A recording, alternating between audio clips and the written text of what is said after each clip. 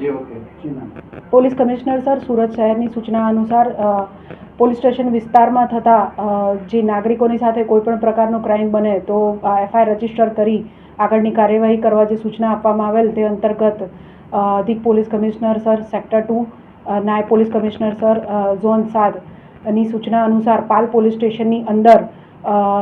જે ફરિયાદી વૈભવ અજીત કુમાર દેસાઈનાઓ સાથે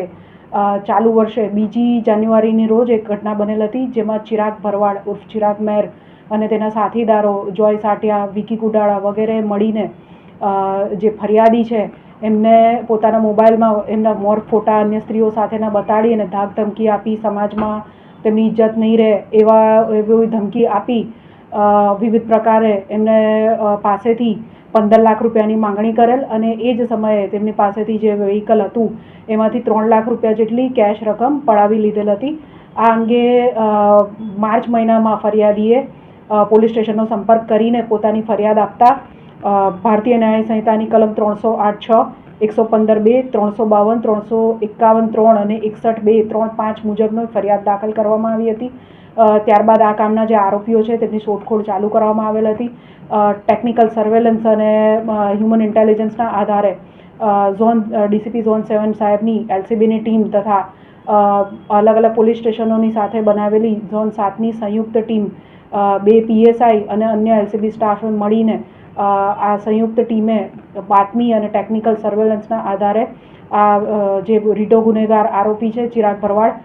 તેને શોધી કાઢેલ છે. ગતરોજ ભાવનગરમાંથી તેને શોધીને અત્રે લાવતા તેની ધરપકડ કરી રિમાન્ડ મેળવવામાં આવેલ છે. આરોપીની વિગત જોઈએ તો આ આરોપી અગાઉ ગુજસી ટોકમાં તેની વિરુદ્ધ ગુજસી ટોક દાખલ થઈ ચૂકેલ છે. કુલ 25થી વધારે ગુના સુરત શહેરની અંદર આ આરોપીની વિરુદ્ધ દાખલ થયેલા છે અને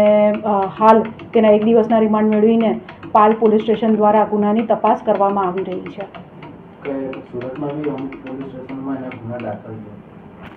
ઘણા બધા પોલીસ સ્ટેશનની અંદર એના ગુના દાખલ છે અને સદર આરોપી ગુજસી ટોકમાં જે ઉત્તરાયણ પોલીસ સ્ટેશનની અંદર 37/2024 નંબરનો જે ગુનો હતો એની અંદર 1 વર્ષ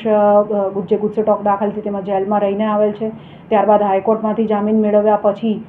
થોડો સમય શાંત રહ્યા પછી ફરીથી પોતાની પ્રવૃત્તિ ચાલુ કરેલ, જેથી પાલ, અડાજણ, વરાછા પોલીસ સ્ટેશનની અંદર એની વિરુદ્ધ ગુના દાખલ થયેલ છે અને અગાઉના જે ગુનાઓ છે એમાં પણ જોઈએ તો 20થી વધુ ગુના તો તે સમયે પણ હતા જે ગુજસી ટોકના કામે ધ્યાને લેવામાં આવેલ હતા.